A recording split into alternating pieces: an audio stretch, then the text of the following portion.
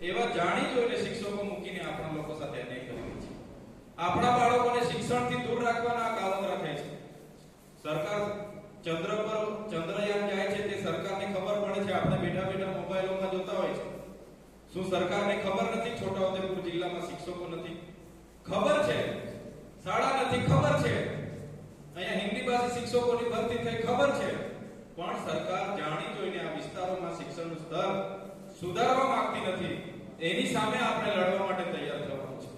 સાથે તમે જોઈ લો, ખાણ ખનીજ માટે આટલી મોટી અહીંયા રેતીની લીજો ચાલે અને ત્યાં આપણો કોઈ ખેડૂત પોતાનું ઘર બનાવવા માટે ટ્રેક્ટર લઈ લેવા જશે તો એનો ટ્રેક્ટર જમા લઈ લેશે. એને 50,000 નો દંડ કરશે કે નહીં કરશે? થાય છે ને?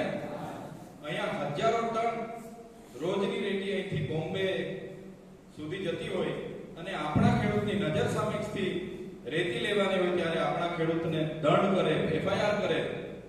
એની સામે આપણે લડવાનું છે. આપણી સામે તમે જોઈ લો, હાપેશ્વર પાણી પુરવઠા યોજના બનાવી દીધી કરોડો રૂપિયાની. કેટલા લોકોને પીવાનું પાણી મળ્યું? પાણી મળ્યું છે? નર્મદા ડેમમાંથી આપણા ગામો વિસ્થાપિત થયા. હાપેશ્વરથી આગળના બધા ગામો વિસ્થાપિત થઈને નવી વસાહતો બની છે. આજે સંખેડામાં ભીલ, તળવી, નાયકા, વસાવા બધા જ લોકો ગામડા ડુબાણમાં ગયા ને ત્યાં રહે છે. પ્રાથમિક સુવિધાઓ ગામડામાં નથી, છતાં એ ગામના લોકો નેરમાં પાણી જતું જાય જોઈ શકે છે, પણ નેરમાંથી પાણી લઈ શકતા આપણે નથી. સાચી વાત છે કે ખોટી વાત? જે સરકારે વચનો આપ્યા હતા, તમને જમીન સામે જમીન આપીશું, આંગણવાડી આપીશું, પ્રાથમિક શાળા આપીશું, રોડ રસ્તા આપીશું, પીવાનું પાણી આપીશું, ગૌચર આપીશું, સ્મશાન આપીશું, એ ખેડૂતોને આજે પણ સ્મશાન મળ્યું નથી. આ આપણા લોકોની વાસ્તવિકતા છે. સરકાર આપણી સાથે જાણી જોઈને અન્યાય કરી રહી છે.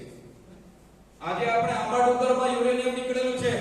આંબા ડુંગરના લોકોને ત્યાં વિસ્થાપિત કરવાની તજવીજ ચાલે છે. ગેજેટ બહાર પાડી દેવામાં આવ્યું છે.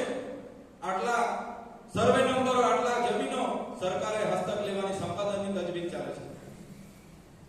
આપણે કહીએ છીએ ભાઈ અનુસૂચિ 5 વિસ્તાર છે, ગામ સભાની ઓથોરિટી છે, પૈસા એક્ટ લાગુ છે. અહીંયા રેતી નીકળે, પાણી નીકળે, લાકડું નીકળે કે યુરેનિયમ નીકળે કે સોનું નીકળે કે ચાંદી નીકળે, અમારી 5મી અનુસૂચિમાં સંવિધાનમાં જોગવાઈ છે કે ગામ પંચાયતને 50% એની રોયલ્ટી મળવી જોઈએ. તે આજે સરકાર નથી આપીને આપણી સાથે અન્યાય કરી રહી છે. આજે આપણા યુવાનો સાથે રોજગાર નથી. આજે એક જગ્યાની 5 જગ્યાની ભરતી હતી અંકલેશ્વરમાં. હજારો યુવાનો નોકરી મળશે એમ કરીને પહોંચી ગયા. ભરતીમાં સ્પષ્ટ ઉલ્લેખ હતો, આટલા જ વર્ષોનો અનુભવ જોઈશે, આટલા ભણેલા લોકો જોઈશે, છતાંય એટલી બધી બેરોજગારી છે કે લોકો ત્યાં હજારો સંખ્યામાં પહોંચી ગયા. ત્યારે કહેવાનો મતલબ એવો છે, સમસ્યાઓ ખૂબ મોટી છે. સત્તામાં બેઠેલા લોકો 30 વર્ષથી શાસનમાં છે, એમને સત્તાનો નશો છે, એમને કંઈ ભેગ નથી પડવાનો. આપણા શિક્ષિત યુવાનોને રોજગારી આપવાની બાબતો હશે, આપણા બાળકોના શિક્ષણની બાબતો હશે.